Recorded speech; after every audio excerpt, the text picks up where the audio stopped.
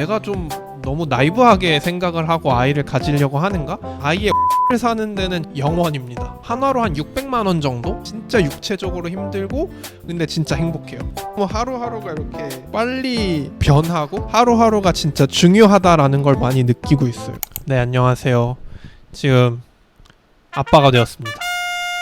반갑습니다. 이제 한 3주가 지나가고 있는데요. 지금까지 제가 살아온 그 어떤 3주보다 아주 밀도 있는 3주였던 것 같습니다. 더 많은 기록을 사실 남기고 싶었는데요. 지금까지 특히나 초반에는 한 2시간 정도 이상 잔 적이 없어가지고 머리가 돌아가질 않더라고요. 그래서 한 2주 반 정도 지나고서부터는 한 3시간씩 2번 정도는 잠을 자고 있어서, 그리고 또 지금 태호가 이렇게 잠을 자고 있어가지고 짬내서 이렇게 유튜브를 좀 찍어보고자 켰습니다. 이렇게 좀 남겨놓아야 제가 느꼈던 생각들 그리고 감정들이 좀 남을 것 같아서 이렇게 먼저 켜봤습니다. 미국에서 아이를 낳는 과정에 대해서 궁금한 점이 있어서 몇 개 좀 추려봤는데, 일단 주변의 반응은 어땠나요? 저희 PD님이 마침 좀 시간이 되셔가지고 그 PD님과 이렇게 같이 영상을 찍고 있는데요. 일단은 저는 미국으로 이제 오기 전에 이제 아이를 가지려고 계속 시도를 하고 있었고, 미국에 오기 한 달 전쯤에 이제 임신을 확인을 했는데요. 그러다 보니까 박사 과정을 하는 대학원생으로서 아버지가 되는데, 그 과정이 이제 한국에 있다가 또 미국으로 넘어오는 그런 과정이었어요. 그래서 한국에서의 반응 그리고 또 미국에서의 반응을 2번 다 경험할 수 있는 그런 기회가 있었는데요. 일단 먼저 한국에서 이제 아이를 가진다고 했을 때 주변에서 주로 있었던 반응은 약간 경제적인 문제에 대한 우려 같은 거였어요. 그러니까 물론 이제 주위 사람들은 다 착한 친구들이니까 전혀 악의가 없었을 것이라고 저는 확신을 하는데요. 근데 이제 전 아내는 현재 이제 소득이 없는 학생 상태이고 저는 이제 대학원생이죠. 그래서 경제적으로 부담이 되면 또 사실 이미 육아가 더 힘든데 더 힘들어질 테니까 그런 상황에서 저를 아끼는 마음에서 우려였지 않았을까. 아니면 자기 입장에서 만약 자기가 대학원생인데 부모가 된다면 자기가 가장 걱정하는 것이 이제 주로 경제적인 문제였을 테니까, 그래서 아마 처음에 그런 이제 우려를 해줬었을 것 같긴 한데요. 근데 그런 우려를 좀 이렇게 반복적으로 듣다 보니까 아무래도 좀 저도 우려가 되더라고요. 내가 좀 너무 나이브하게 생각을 하고 아이를 가지려고 하는가? 이런 생각이 좀 들었던 것 같아요. 그래서 물론 저는 막 모든 상세하게 이제 소득은 얼마고 다 들어갈 돈 얼마고 이런 걸 다 계산하면서까지 아이를 계획을 한 건 아니었는데, 그래도 이 정도면 충분히 애를 기를 수 있지 않을까? 이런 마음은 있었는데 주변에서 계속 걱정을 하니까 좀 저도 망설이게 되었던 것 같아요. 그리고 또 2번째로는 이제 제가 28살 그리고 아내는 25살인데요. 주변에 이 나이에 아이를 가진 사람이 저는 아예 없었어요. 결혼을 한 경우도 사실 거의 주변에 없고요. 그러니까 주변에 사례가 많지 않다 보니까 좀 저 스스로도 걱정이 되는 상황이었는데, 또 이렇게 주변에서 자꾸 이렇게 우려를 하니까 걱정이 좀 더 심화되는 것 같았어요. 그에 비해서 이제 미국에 처음에 와서 이제 친구들 그리고 주변 동료들에게 사실을 알렸을 때는 다 엄청 그냥 와우, congratulation, 축하해, 이런 굉장히 신나는 반응을 많이 들었던 것 같아요. 사실 이렇게까지 큰 축하를 받을 거라고는 진짜 생각지도 못했는데, 정말 보는 사람들마다 사실 그렇게 친하지 않은 사람들까지도 와가지고 너무 축하한다고 편지도 써주고, 그래서 사실 되게 좋았어요. 그러니까 처음으로 받는 이제 반응이 우려인지 축하인지에 따라서 되게 그 스스로 임신과 출산에 대해서 여기는 감정이 달라지는 것 같더라고요.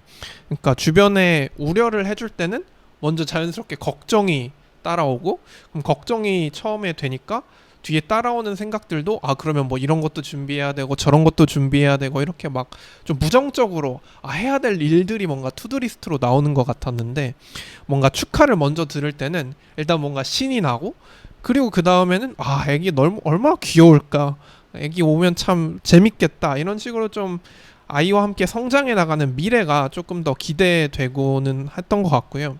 또 미국 같은 경우는 비교적 어린 친구들이 아이를 가진 사람들이 있었던 것 같아요. 한국보다는 조금 더 어린 상황에서 아이를 가지는 사람들이 많아서 주변에 이제 뭐 한 2살, 3살짜리 애기들을 보면서 와, 너무 귀엽다.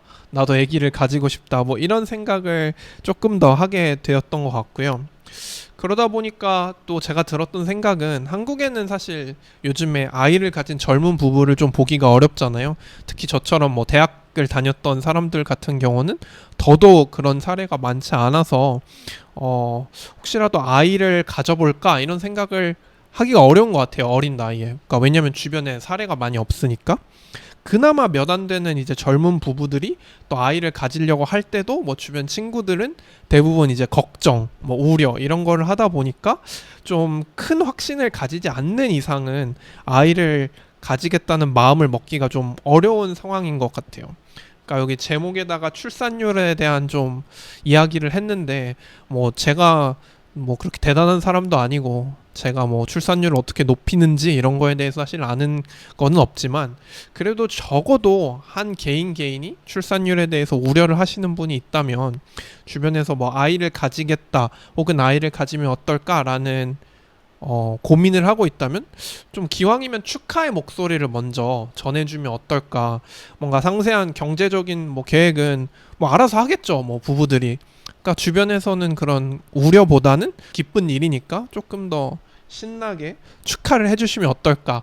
뭐 그런 생각이 조금 먼저 첫 번째 미국과 한국의 반응을 보면서 좀 그런 생각이 들었습니다. 이게 좀 우리나라의 좀 특징일 수도 있기는 한데 뭐 내가 재수를 한다, 내가 퇴사를 한다 이런 말을 했을 때도 축하한다, 뭐 너 잘할 거다 이런 걱정과 우려보다는 오 잘할 수 있겠냐 약간 이런 걱정이 좀 선행이 되는 걸 저도 살면서 많이 경험을 했던 것 같은데 약간 그 일환이지 않나 하는 생각이 좀 드는 것 같습니다. 그럴 수 있겠네요. 네. 그리고 다음 질문은요. 그 미국 하면 굉장히 살인적인 병원비로 악명이 높잖아요.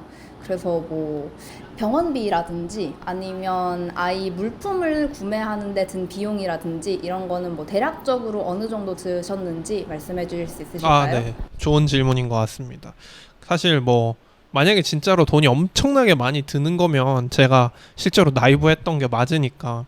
근데 막상 아이를 가지면서 보니까 생각했던 것만큼 돈이 많이 드는 것 같진 않아요. 그러니까 물론 조금 있다가 또 말하겠지만 힘드냐라고 물으면 힘들다라고 답할 것 같고요, 솔직하게. 근데 돈이 그러니까 뭐 아직은 아이가 어리니까 돈이 많이 드냐라고 묻는다면 생각보다 그렇게 돈이 많이 들진 않는다 이렇게 답할 것 같아요.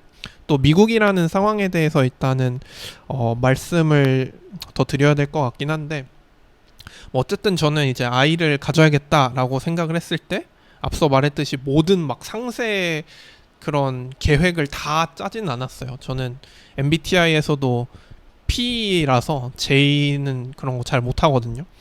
그래서 그리고 사실 애를 가지지 않았을 때는 일단 뭐가 필요한지도 모르고 그리고 그 필요한 게 각자 얼만지도 모르니까 뭐 계획을 사실 해보는 게 큰 의미가 있나 그런 생각도 들고요.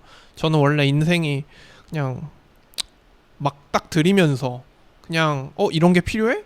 그럼 그때 사면 되고 또 저런 것도 필요하구나. 그럼 그때 사면 되는 스타일이어서 좀 그렇게 좀 준비를 했던 것 같아요.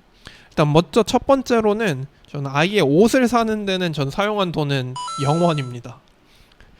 저는 다 중고로 그냥 받았어요, 친구들한테. 그리고 제가 살고 있는 데가 MIT 가족 기숙사거든요. 그래서 주변에 이제 다 저처럼 대학원생 아니면 박사 후 연구원 포닥으로 아이들을 기르고 있는 커뮤니티가 되게 많아요. 그러다 보니까 애기 옷을 그냥 되게 잘 주고 그리고 저도 애기 굳이 좋은 옷 입혀야 되나 어차피 그런 생각이 있었고 또 실제로 애기를 키워보니까 이제 3주 지났는데 진짜 말도 안 되게 빨리 커요. 그래서 실제로 막 엄청 많이 받은 옷 중에 한 번도 못 입은 옷들도 있어요, 이미. 그래서 그 주변 친구들, 지인들 그리고 뭐 기숙사 사는 사람들이 주는 옷들도 보면은 새 옷들도 꽤 많더라고요. 그래서 아예 뭐 사용하지 못한 옷들도 그냥 쓰고 있으니까 주변에서 중고로 받을 수 있으면 사실 뭐 옷 같은 데는 거의 다 무료로 저는 받았고요. 그러면은 애가 조금 크고 나면은 이제 또 그 옷들은 선순환 시키실 예정이신가요? 아, 그쵸. 뭐 어차피 이거 뭐 팔아봐야 뭐 누가 이걸 사겠어요. 그리고 내가 가지고 있으면 어차피 짐인데 나처럼 이제 아이 가질 사람들한테 좀 정리해서 깨끗하게 빨아서 또 돌려주는 그런 약간 시스템이 여기 좀 잘 돼 있는 것 같아요. 문화가 그냥 다들 자기 거 받아가지고 몇 번 쓰고 다른 사람 주고 다른 사람 주고 뭐 이런 식으로 되어 있어서 저도 동참할 생각입니다. 그리고 뭐 마찬가지로 뭐 애기 침대라든지 지금 제가 이렇게 쓰고 있는 뭐 쿠션 이런 것들도 꼭 필요한 게 있다 그러면 여기 또 커뮤니티가 잘 돼 있어서 중고로 또 구매를 했어요. 그래서 뭐 다 합쳐도 뭐 100만 원 이상 쓰지 않은 것 같아요. 모든 걸 다 합쳐도. 그리고 그 다음으로 이제 사람들이 걱정하는 것이 이제 병원비잖아요. 이제 병원비가 이제 천문학적으로 비싸다 미국은 그런 인식이 있는데 이거는 되게 보험을 뭘 쓰느냐에 따라서 완전 천차만별인 것 같아요. 뭐 예를 들어서 보험이 없는 상태에서 아이를 낳는다. 그거는 큰일 날 수 있고요. 파산할 수 있습니다. 정말 그건 절대 추천드리지 않고 그러니까 좋은 보험을 가진 상태에서 이제 아이를 계획하시는 거를 추천드리고요.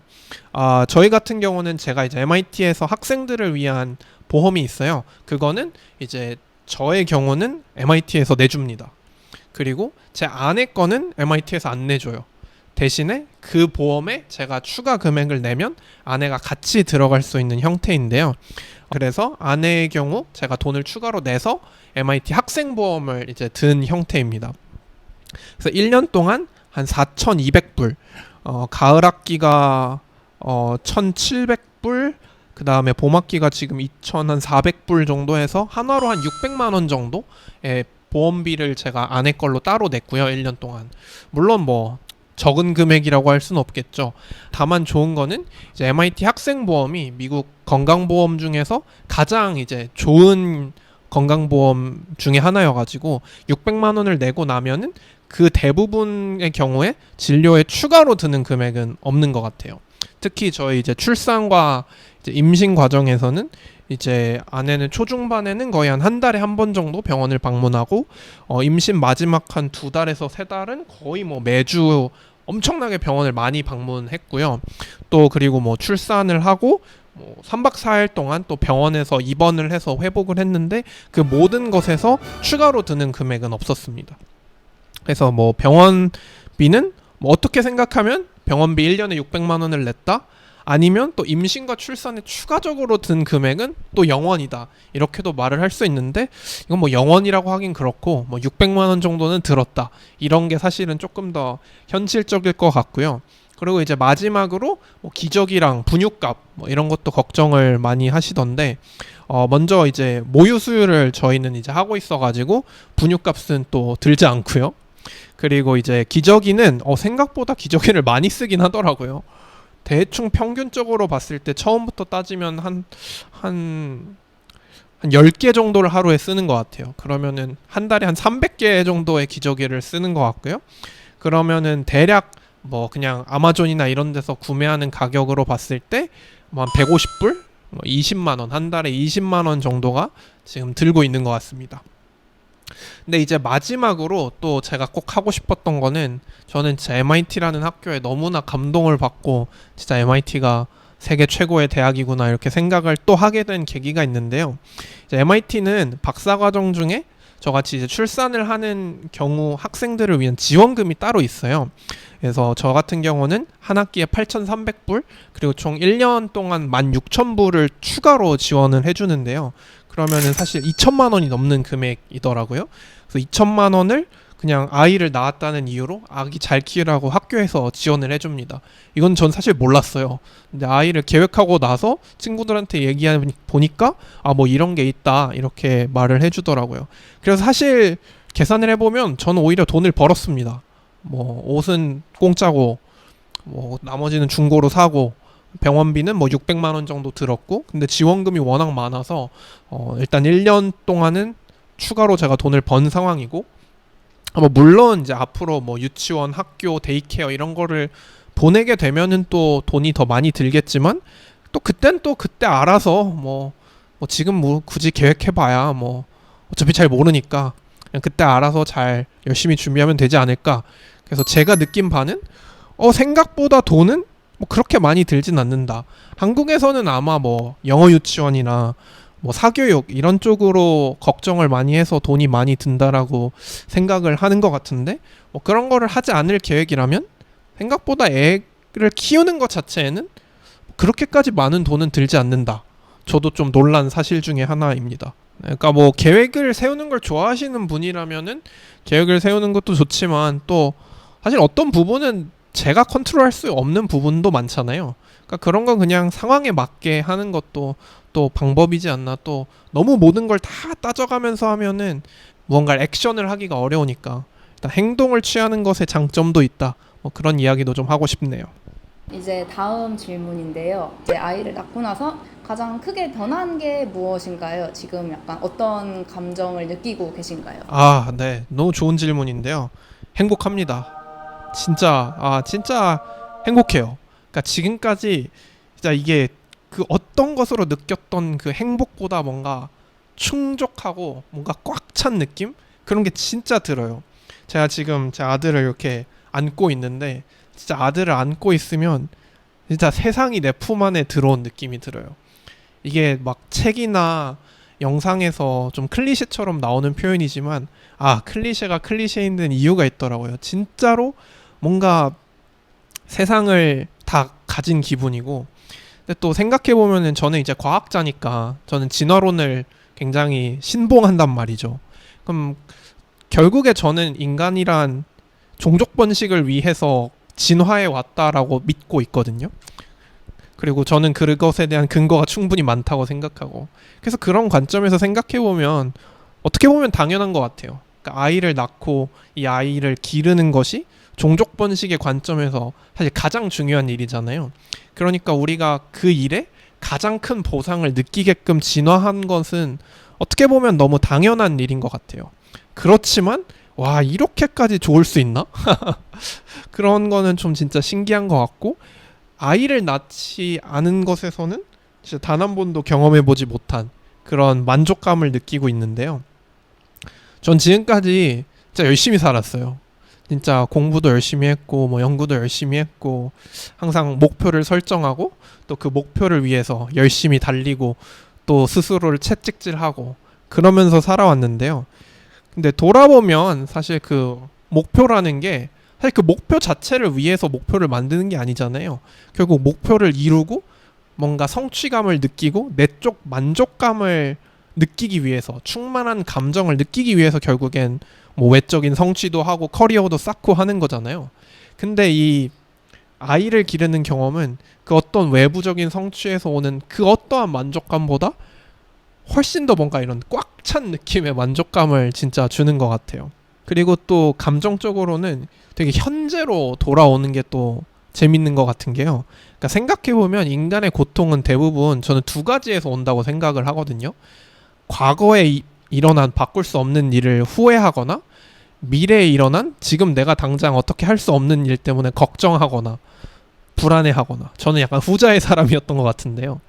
근데 이제 눈앞에 이렇게 아기가 있으면은 뭐 과거도 없고 미래도 없어요. 왜냐면 얘가 뭐 과거도 모르고 미래도 모르니까 그냥 현재로 되게 돌아오게 되고, 그 현재에 돌아오게 되니까 또 그로 인해서 오는 행복감도 많이 있는 것 같고, 뭐 미래의 일들은 크게 걱정하지 않고 그냥 현재로 돌아와서 지금 있는 것에 좀 집중하게 되는 것 같고요. 또 다음으로는 하루하루의 밀도가 진짜 높은 것 같아요. 진짜 하루하루가 소중하게 느껴져요.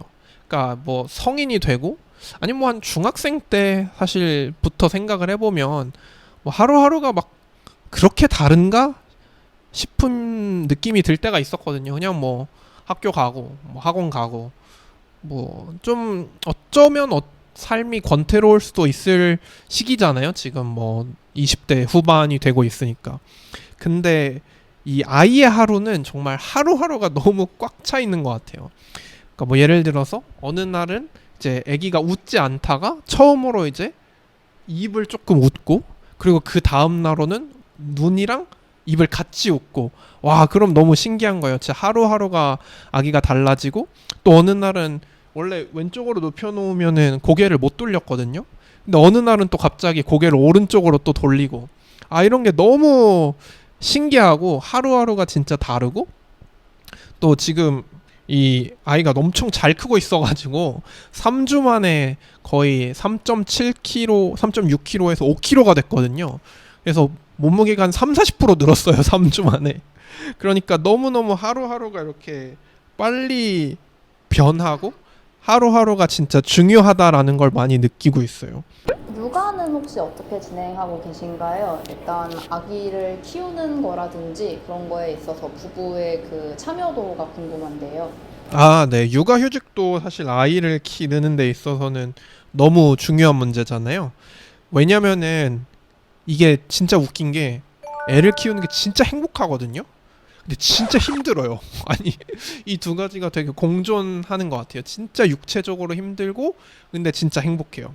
왜냐면은 이제 뭐 어제는 그래도 한 3시간씩 한 2번 정도는 잤고 한 그 정도는 계속 자고 있어서 지금은 사람답게 사고하고 사람답게 말을 하고 있지만 그 전에는 진짜 뭐 생각도 하나도 못 하겠고 막 너무 피곤하고 이러니까 근데 이거를 혼자 해야 된다? 이러면은 진짜 너무 힘들 것 같아요. 그나마 저희는 이제 28살, 25살인데 한국 같은 경우 통계를 찾아보니까 현재 초산 평균이 여성의 경우 33.1세라고 하더라고요.